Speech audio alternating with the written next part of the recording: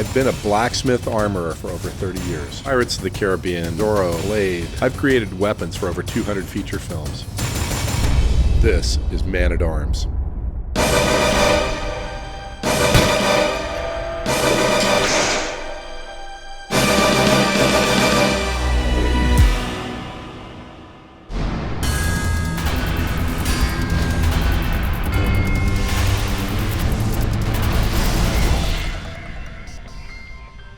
For Oddjob's hat, I got a new sheet of 1075 steel delivered.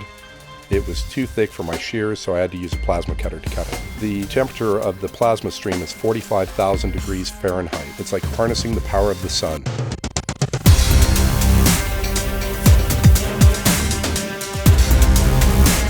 Now I'm going to trace the outline of the hat with a marker to show where I need to cut it with the plasma cutter.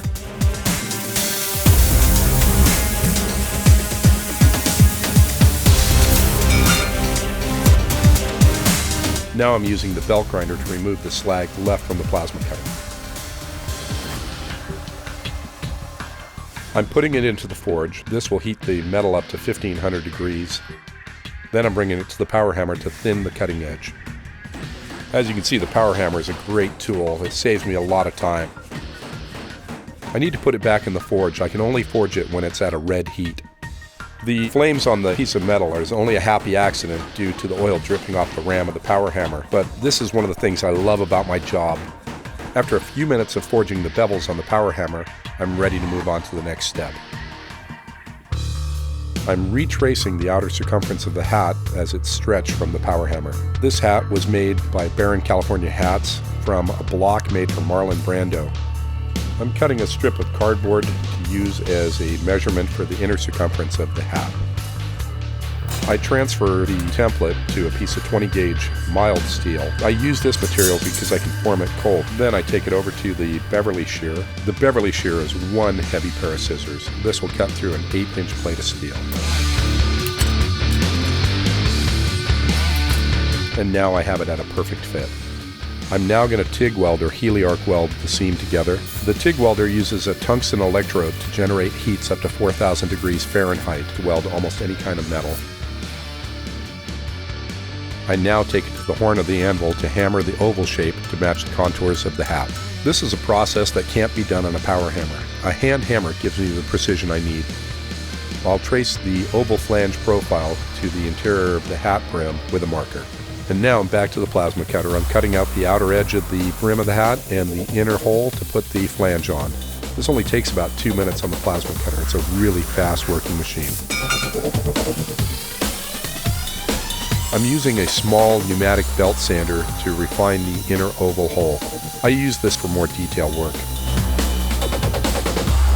Now back to the forge just to flatten the edge of the brim. I have over 300 pairs of tongs, and I use all of them.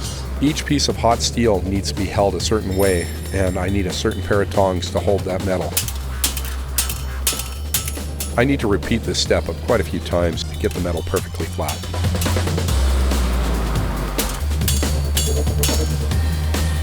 After I've hammered the hat brim flat, I take it to the belt grinder to smooth out the hammer marks. This process takes less than 20 minutes. I'm using a belt grinder that I built when I was 17 years old from parts from a junkyard.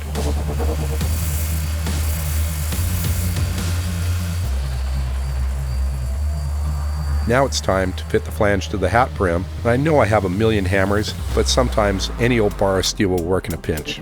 Once everything fits together well, I TIG weld it together.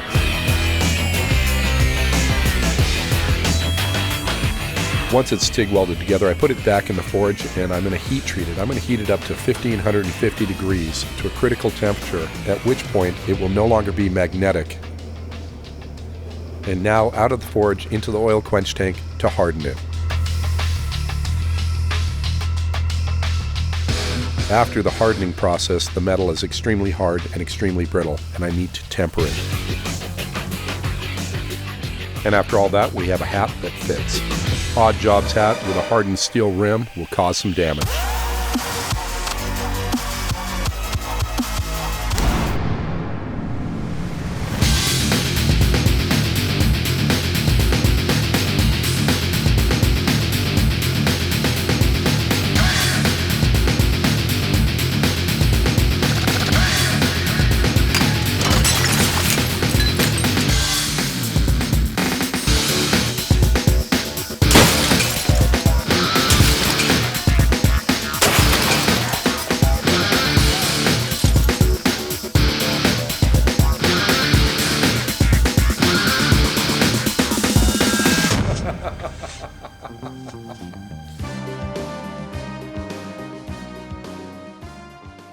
Thanks for watching Man-at-Arms. Be sure to subscribe.